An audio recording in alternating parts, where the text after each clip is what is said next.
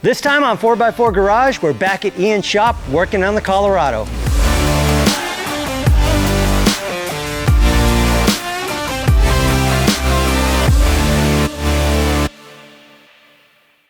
Our Chevy Colorado started out as just a cab sitting outside of my shop. Then I took a pile of steel tubing and Christian and I started building a whole new chassis. This time, we're gonna re-gear the axles, build the suspension, and assemble the engine, transmission, and transfer case system. Get it mounted in the chassis, and then take it from there.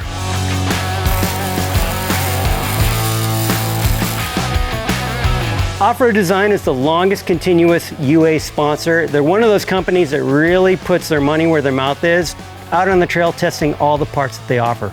So what we have here is an OffRoad Design Magnum box. This is actually my favorite transfer case system here. What it is a 272-to-1 low-range planetary housed inside this super heavy-duty aluminum housing. It's 6-pinion planetary for great strength, but what really sets us apart from other range boxes, especially going into an MP205 like we're going to be using here, is the input shaft that is just monstrously huge. So this gives us a lot of low-range options for almost any terrain. You've got a 272-to-1, you've got a 196-to-1, or you can combine both for a 533-to-1 low range ratio to go super slow for technical rock crawling. What we're gonna start off doing is popping this bearing retainer collar off, take the snap ring off. That will allow the shaft to slide out from the back. Then we're gonna pop off the rear bearing retaining cover here, the tail housing. Roller bearings. There we go. Factory output shaft. And so here's the factory input shaft right there.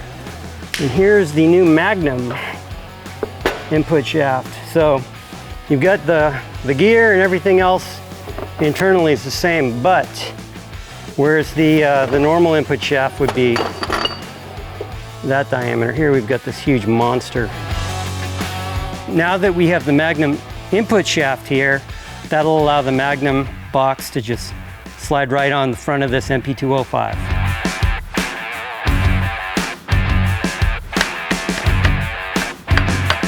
Put the output shaft back in, hopefully without dropping any bearings.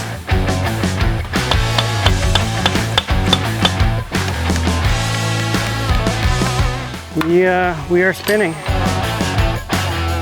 While Christian takes care of that transfer case, I am gonna go ahead and rebuild both the front and rear axle. Now, they're all getting the same components from Yukon Gear and Axle. It's gonna be a Grizzly Locker front and rear, 513 gears and 1350 forged yokes. The best part is mechanical lockers front and rear means not a lot of work for me when I'm on the trail.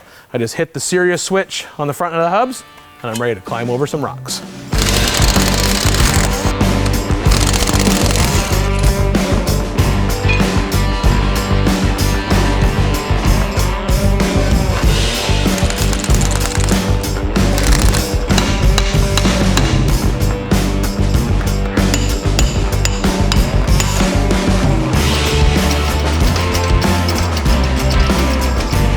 The reason I went with the 513 gear instead of something deeper is because I have that 4-speed automatic transmission, and thanks to the work that Christian is doing on that transfer case with that OffRoad Design's Magnum system, I'm gonna have lots of gear ratios to play with, so I was able to step down a little bit in the axle. That might help me out on some of those highway miles.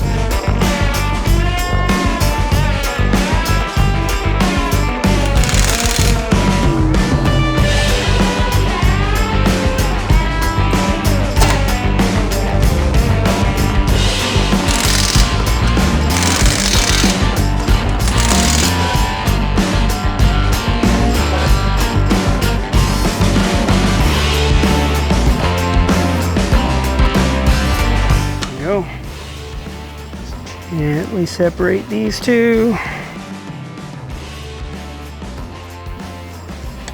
So that's the nice machined back of the housing here. We're gonna mate this to the 205 and then we can put the planetary unit back on it. We're on there. We are in. We are on. We are good.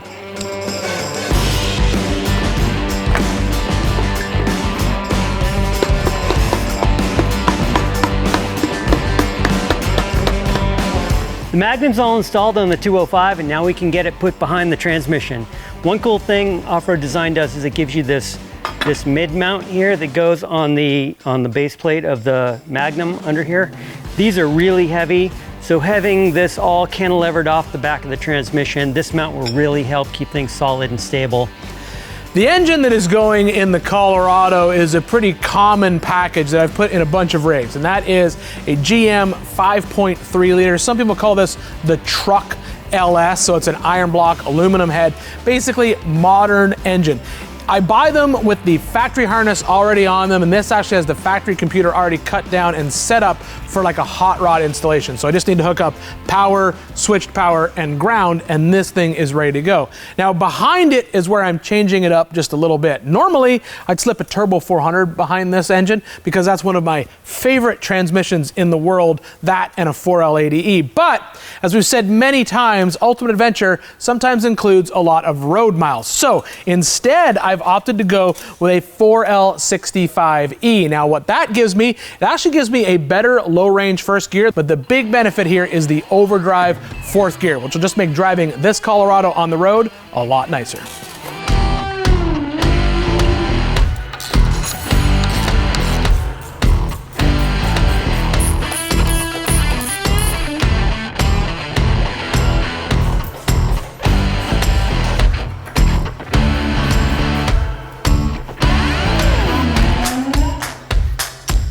Boy, yeah, oh, we're touching.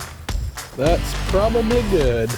Header's right here on our temporary, so we're not coming. That's okay. It'll bounce around. Yeah, I just meant we're not coming. Yep. Good enough for UA. Good enough for a rock crawler. Oh, I see what you did. Now I gotta go in backwards. You totally planned that. Okay, here we go. I did grab the heavier end. That's fair then. One great thing about the Magnum is it's got many provisions to clock this at almost any angle you need, which is really important in a build like this. It has a modern cab with a flat floor.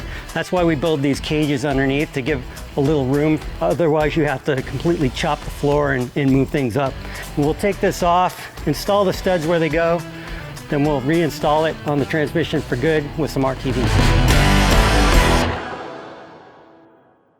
One of my favorite memories of UA, say like 2016, waking up next to Fordyce Creek Trail and the cronies are cooking breakfast over an open fire, or 2019 in Alaska and you're just sitting there while everyone's behind you, pulling each other through muskeg on a strap, and you've got time to sit and look at the sun going down and spot some wolf tracks and stuff, and really just take a moment to realize the enormity of what it is you're doing in the moment, with people who love this as much as you do, and then knowing that you get to share it with the world as soon as you get back. It's just a really cool, special thing and a really cool, special event.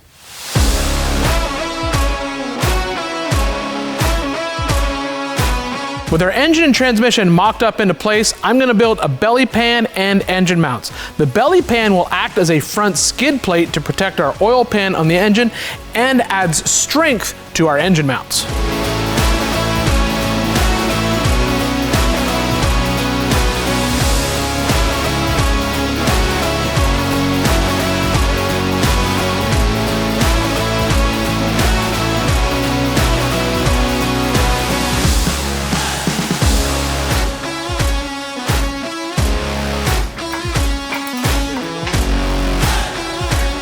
To make room for our suspension brackets on our front Dana 60, Christian's going to cut a few inches off of the cast center section.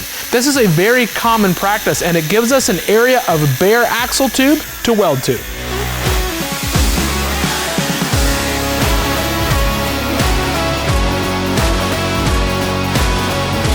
So it's kind of neat when you're grinding these things apart. The cast on the center section makes one kind of spark, but when you get through to the steel of the tube, it actually starts throwing a wider, hotter, brighter spark. So it's a good indicator you're getting down to the vulnerable stuff.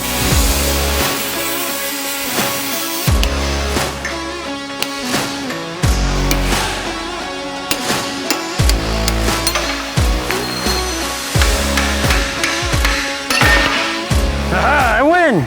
The 99 to 04 Ford front gets a lot of bad rap being a ball joint axle. A lot of people think that's an inherent weak link, and yes, it can be, but honestly, the ones that I've seen fail on the trail are usually the original ball joints that they leave in the axle when they get it from the junkyard. If you're gonna take an axle apart, re-gear it, you might as well go ahead and just replace the ball joints at the same time for a couple reasons. Number one, you really have no way of checking these ball joints when that axle is just out on the bench. You need the weight of the vehicle on it to actually test the wear of the ball joint. Number two, from the factory, they're non-serviceable. There's no grease zerk in the bottom of these ball joints. There's no way to add any grease to prolong its life. So I just went down to our local AutoZone, picked up their premium brand ball joints, both upper and lower. You can see that these are just basically a factory replacement ball joint, and they include a grease fitting on both of them. So now they're a serviceable ball joint. All I gotta do is press the old ones out and put the new ones in.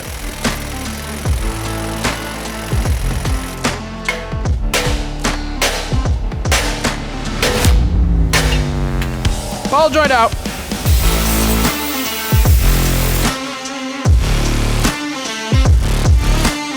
Before I press in the new ball joints, I'm going to weld the Artec Industry high steer brackets onto the knuckle.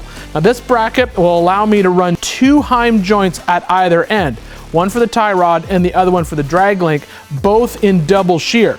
Because of the thickness of the cast, I'll first heat up the knuckle to ensure that my welds will burn in deep.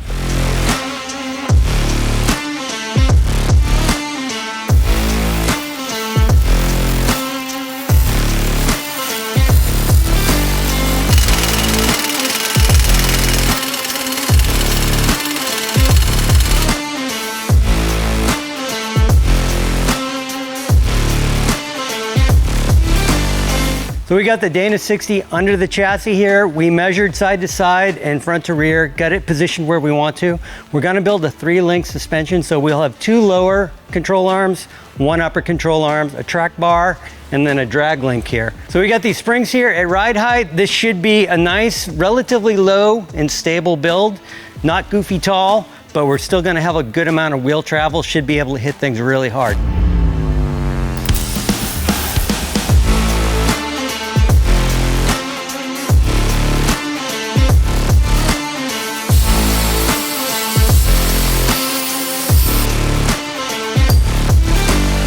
The Artec Industry suspension kit comes with all the brackets and tubing and Heim joints that we're gonna need to make a custom front 3-link suspension for our Colorado.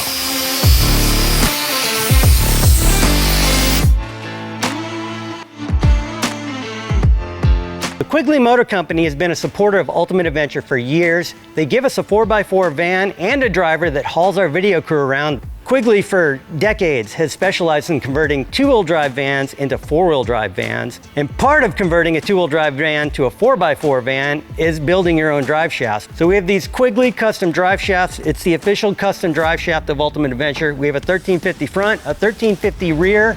These are the last pieces of the puzzle we need to get our rolling chassis into a drivable chassis. We're gonna get them installed and we'll be one step closer to driving this thing.